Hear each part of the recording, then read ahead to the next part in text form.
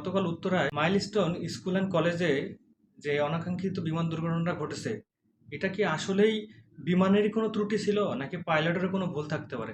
দেখুন, গতকাল যে বিমান যে চালাচ্ছিল যে পাইলট, তার কিন্তু প্রথম একা একা বিমান চালানোর অভিজ্ঞতা গতকালকেই হয়েছিল।